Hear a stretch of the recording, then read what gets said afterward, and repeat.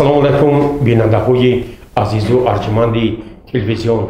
барномаи навбатии маърифати ҳуқуқӣ манзури шумо мешавад.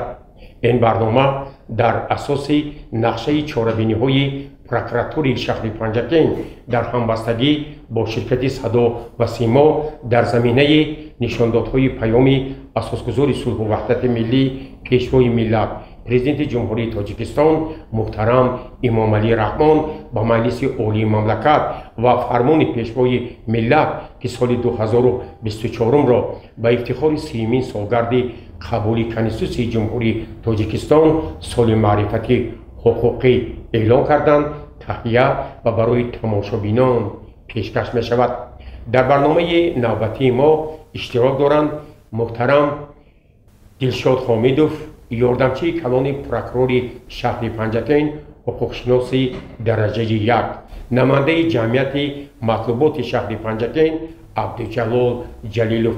ёдовар мешавем ки мақсаду мароми ин барнома баландбардоштани маърифати ҳуқуқии мардум аст.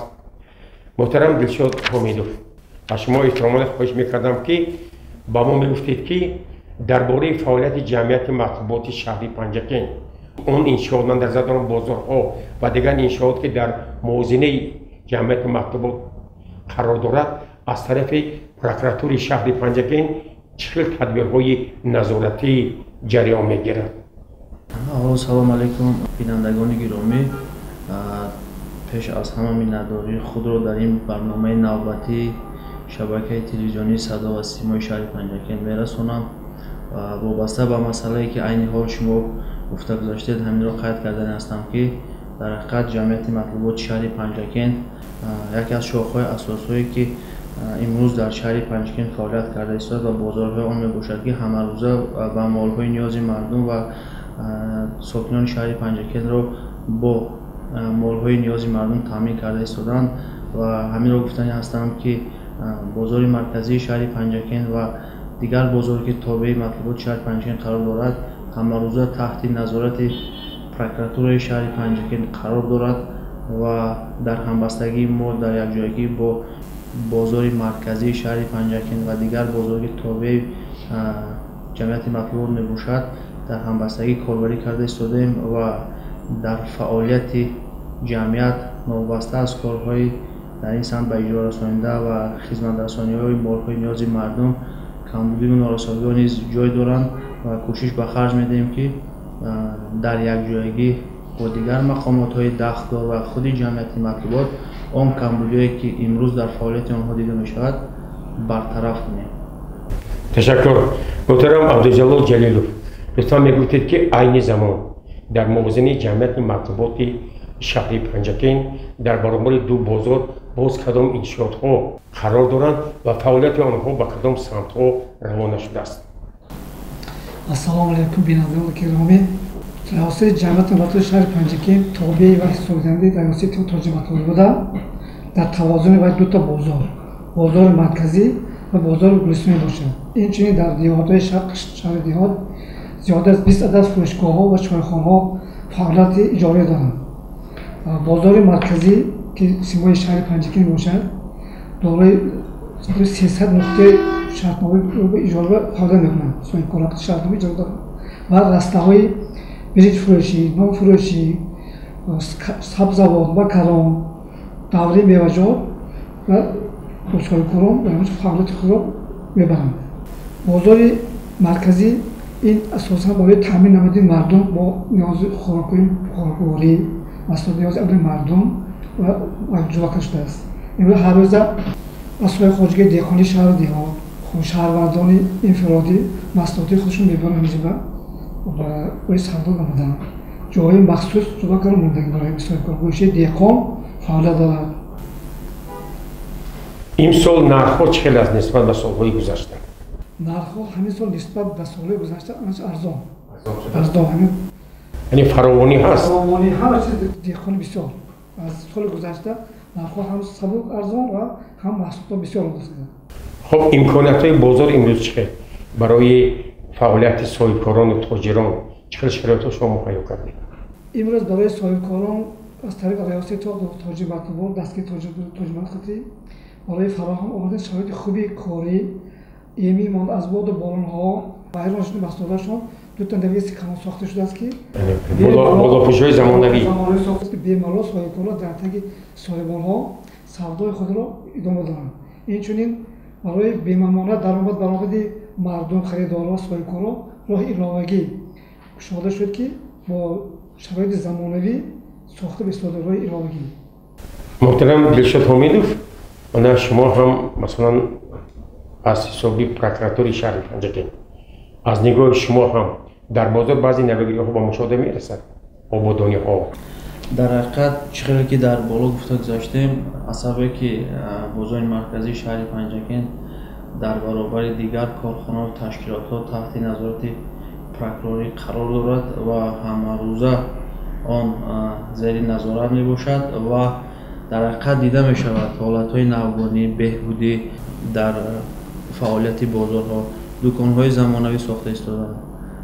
چیزی که نماینده خودی جمعیت مطلوبات گفته گذاشتند تمام آن نوگانی‌هایی که می شود باید در یک جایگی با مسئولین مقامات جای محلی حکومت دولتی خودی آن متصدیانی که مخصوص به همین ساحه روانه کرده شدند باید در یک جایگی و در اساس قانون‌های عمل کننده به نظر رسد.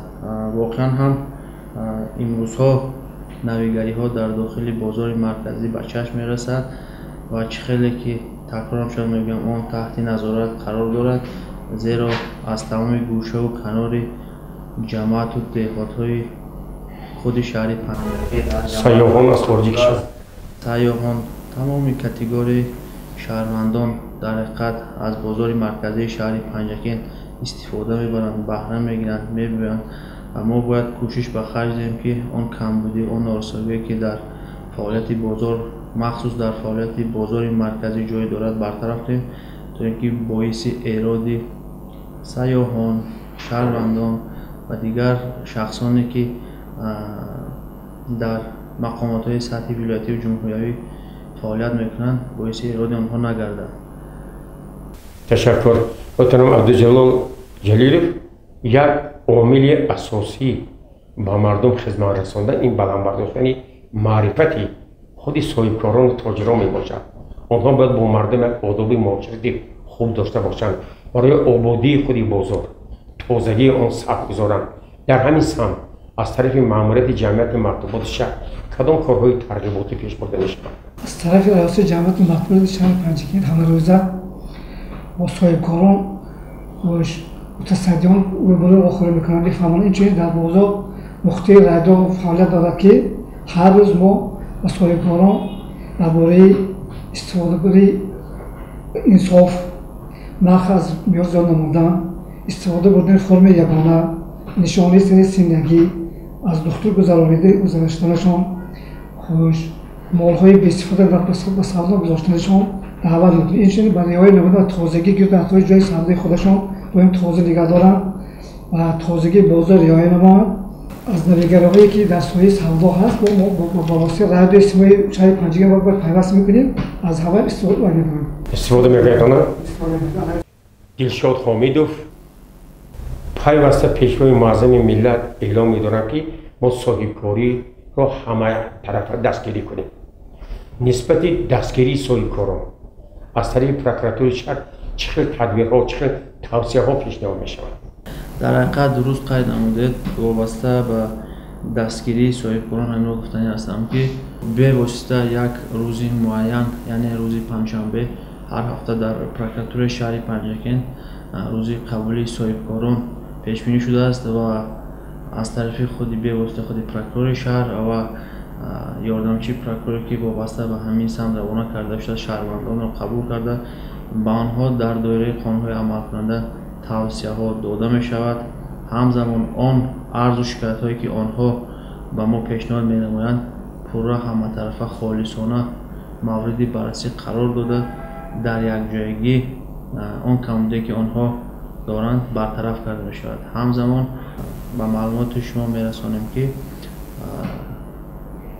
در همین دوره سپری گشته سال جاری یک چند شهروندان از جمله از ساکنان خود همین شهر پنجگین که در همین جمعیت مطلوبات در بازار مرکزی کار و فعالیت میکنند به خود همون نفران نیز از طرف پروکورور شهر قبول کرده شده اون کمبودی که آنها داشتند در یک جایی با خود جمعیت و متصدیان جمعیت مطلوبات شهر پنجگین برطرف کرده شدند و این مسئله نیز همه روزه تحت نظارت پروکورور قرار دارد.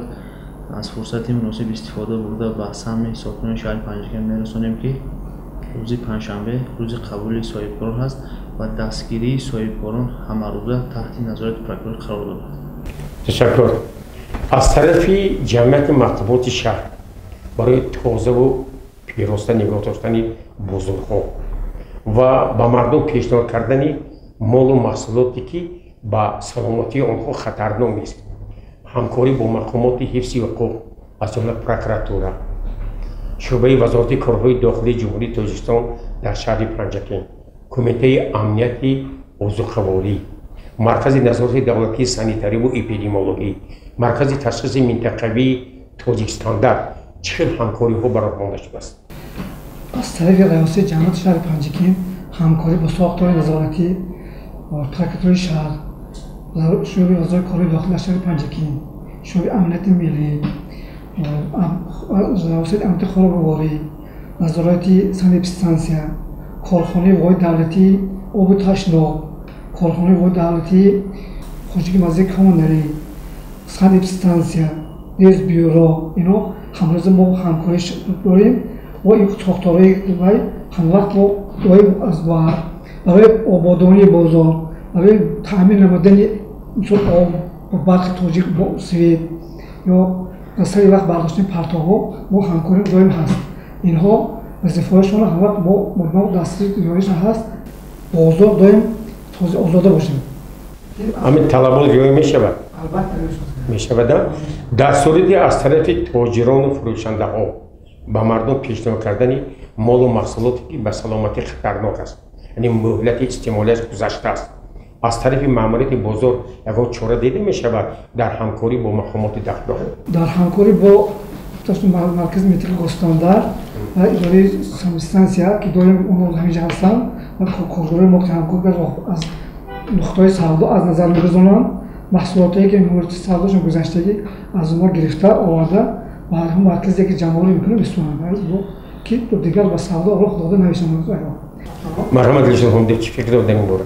در حقیقت این مسئله تا به امروز همچون مسئله تشویش‌آور باقی مانده است و همین رو باید یادآور شد که در دوره سپریگشته سال جاری، یعنی در 7 ماه سپریگشته سال جاری که در اساس نقشه کاری پروکراتور شهر یکی از بندهای آن سنجش در فعالیت جمعیت و بازار مرکزی پیش بینی کرده بود و آن در حقیقت مورد بررسی قرار گرفته شد.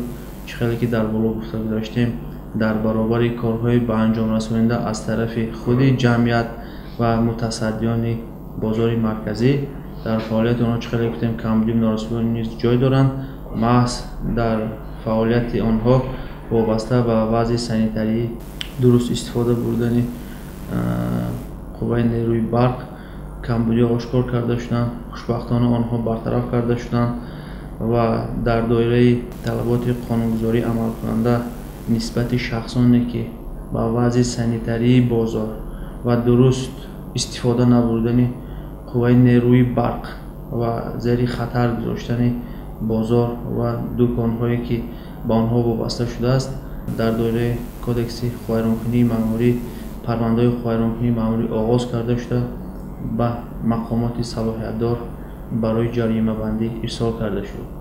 همزمان وابسته به آن کمبودی که عین زمان در فعالیت بازار مرکزی جای دارد آنها برطرف شونده می باشد و وابسته به کمبودی که در بازار مرکزی آشکار کرده شدند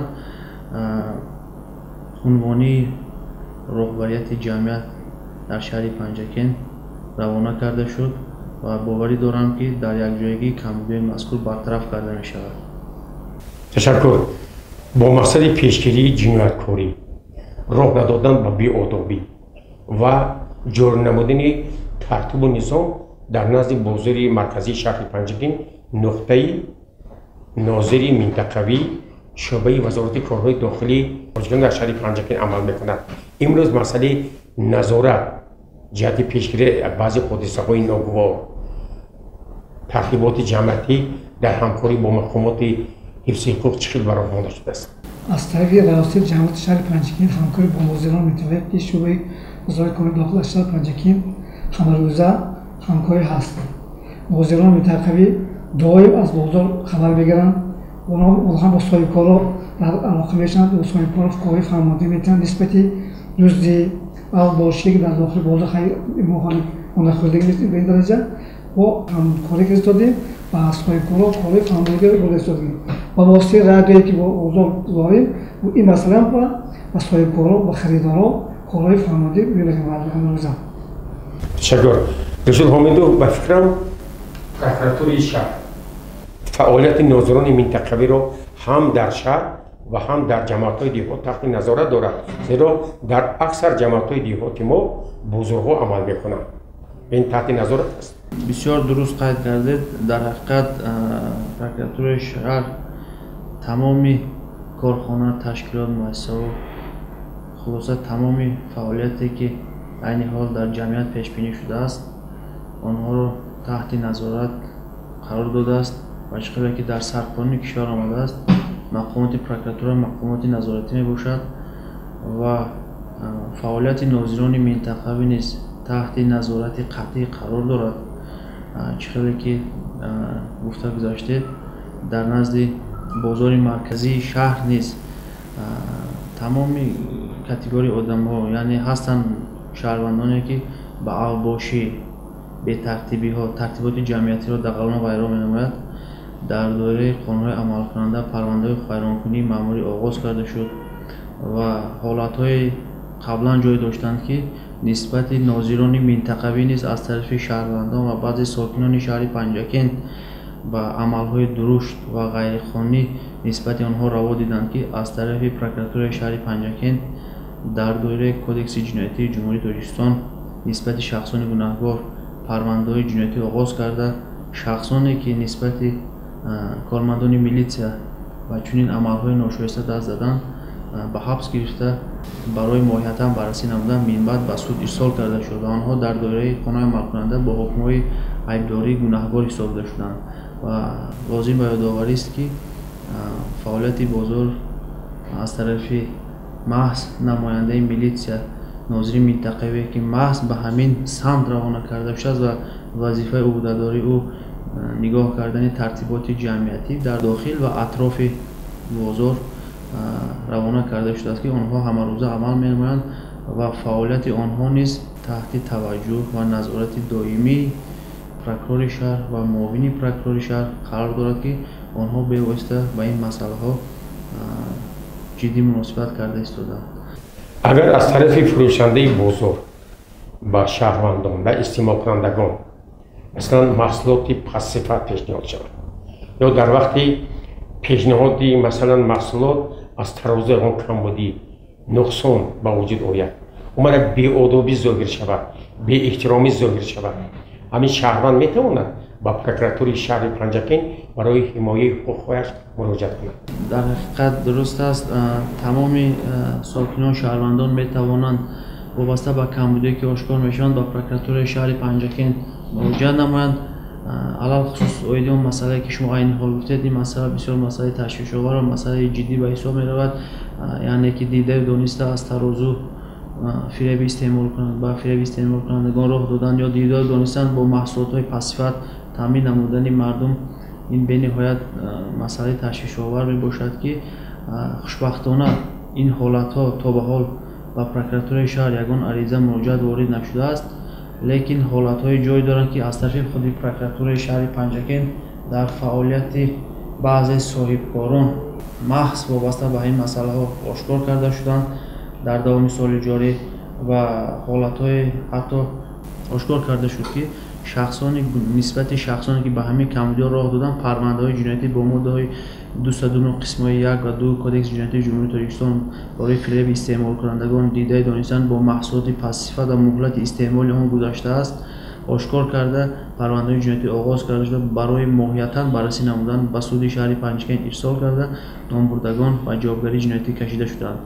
ва ин масъала низ таҳти таваҷҷӯҳи прокурори шаҳр ва командони прокуратураи шаҳри Панҷшакент қарор дорад, зеро ки ин ба ҳаёт ва саломатии инсон равона карда шудааст.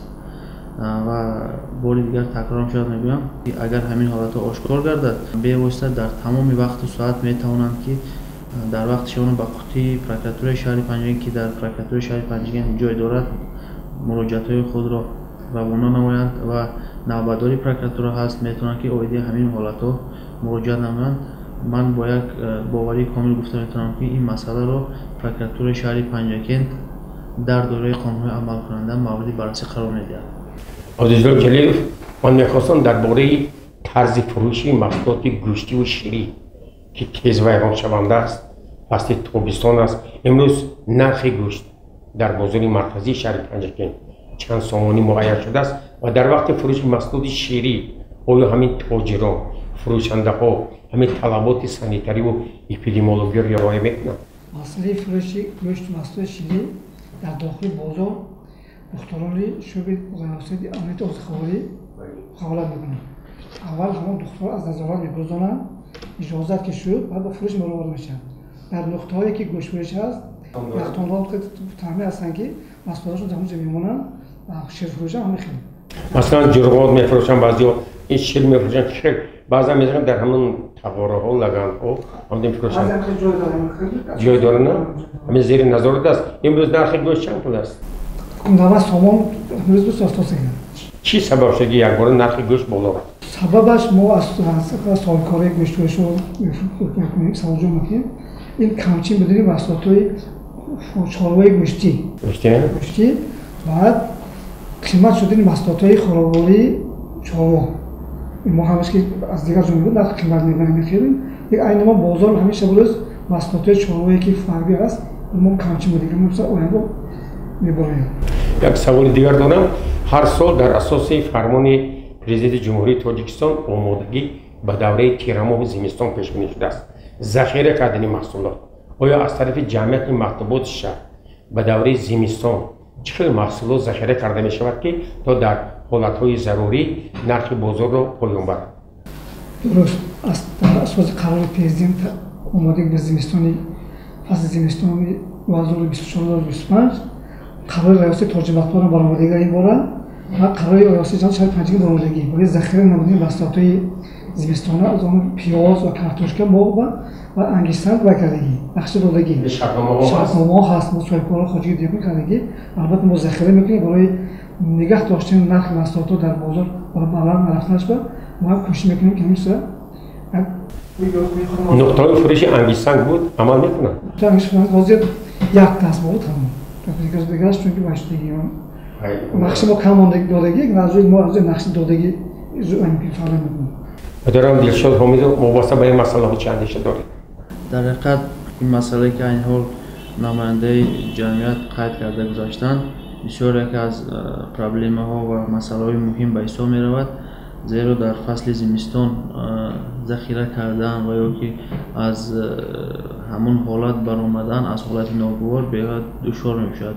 бояд бо як дарки баланд ин ҳолатҳоро қабул кард ва он қарорҳо, он санадҳои меъёрии ҳуқуқӣ ки дастуру супоришҳое ки аз тарафи ҳукумати ҷумҳурии Тоҷикистон равона карда шудааст, бояд ҷиддӣ муносибат кард ва саривақт чораҳои заруриро дар ин самт бояд андешта шавад, то ин ки дар фасли зимистон боиси сарсону саргардонии мардум нагардад. дар хотимаи барнома чӣ андешаҳо доред, чӣ хел нақшҳо аст дар назди ҷамъияти мактаботи шаҳр ба мардум, ба тоҷирону фурӯшандаҳо чӣ таманноҳо мекунед? раёси ҷамъияти мактаботи шаҳр як чиз бо хотиротон кунам ки бо ҳамкорӣ бо раёсои хадмати оташноӣ мо ҳамкорӣ дорем. ҳамон раёсои хадмати оташноиям яке аз сохторҳои назоратӣ мо мебошанд ки ягон ҳодисаи фавқӣ нашавад. ҳар рӯз бегоҳиҳо шабо омада мошинашон дар онҷо машғул мегузаранд. дуюмаш мо аз прокуратураи шаҳри Панҷшакент миннат дорем ки дар ҳолатҳои зарурӣ дастгирӣ мекунад соҳибкору бозора با راهبریت دراسته جناب مرتبه شریفی کوشش میکرد که کمبودی‌ها اون نورسایی که بود جای دارد برطرف کردن برای به خلق تامین نمودن محصولات خوراکواری سری وقت با صاحبکار همکاری نموده برای شدن نرخ محصولات راه میدهد دایم بازار و زمستان بیشتر تر باشد و طلبات‌های ساختارهای ضروری جمعیت را رعایت نماید و کوشش نماید که کمبودی‌ها دیگر جای نداشته اصلاح کنند. تشکر. دکتر حمیدو طوری گفتیم سال روان سال معرفت حقوقی است. چی باید کرد که ما معرفت صاحبکاران و تاجران را بلند برداریم که این به پیشرفت جامعه به تامین بازار استعمالی باید همه طرفه مساعدت کنند. در حقیقت درست قید کردید با مقصد اعلان گردیدن سال جاری سال معرفت حقوقی چه خیلی که باید در برنامه‌های قبلی گفته می‌گذاشتیم وابسته به بلند برداشتن معرفت حقوقی شهروندان باید همه روزه کاربری کرد و نقشه چاره‌بینی‌های علاهیده به واسطه از طرف خود مسئولین بازار و نمایندگان مقامات جای محلی حکومت دولتی باید نقشه چاره‌بینی‌های علاهیده در این سمت باید تشکیل کرده شده در یک جایگی آنها تصدیق باید کرده شود و همه روزه با ساکنان و نفرانی که در بازار با فعالیت صاحبکاری مشغولند و چه خیلی که در بالا گفته گذاشتیم از تمام گوشه و کنار و جماعت‌های دهاتی دوردست که در بازار مرکزی شهر پنجگین آمده فعالیت میکنند و همه آنها وابسته به سال معرفت حقوقی بلند برداشتن معرفت آنها درست استفاده بردن نقطه‌ای که به آنها وابسته کرده شده است و آداب معاشرت طرز گفتار حسی بلندی و تندرستی به آنها باز همین را گفتنی هستم که پیش از همه آنها باید به وضع سنیتری بازار مرکزی دقت مخصوص روانه کنند زیرا که آنها همه روز از آنجا کار میکنند فعالیت میکنند زندگی ریسک و روزیت را پیش میبرند و از همین که شهر پنجگین یکی از شهرهای قدیمه و همه روزه در اینجا تاجران سیاحان و نفرانی هستند که از همین نزدیک بازار مرکزی میگذارند باعث ایرادگیری آنها باعث پس گردیدن فکر و عقیده آنها وابسته به بازار مرکزی و شهر پنجگین نگردد ما باید همه روزه در این سمت جدی مناسبت کرده آن کمبودی‌هایی که در فعالیت بازار مرکزی جای دارد و از طرف خودی ساکنان شهر پنجگین راه داده میشود باید راه ندهیم برطرف کنیم نظارت کنیم کاربری کنیم و بار دیگر تکرارم شاید میگویم که همه روزه با مردم کاربری کردن لازم فهماندن لازم زیرا در برابر کارهایی که همه روزه به اجرا رسیده است کمبودی نیز جای دارد و کمبودی‌ها چه خیلی گفتم اصلاح شونده میباشد برای اصلاح کمبودی‌ها باید در یک جایگی با مقامات اجرایی خودی بازار و دیگر مقاماتی که به همین سمت روانه کرده شدند باید دقت مخصوص روانه کنند تا اینکه کمبودی‌ها در یک مدت کوتاه برطرف کرده شود. تشکر از شما بیننده‌های عزیز و ارجمند.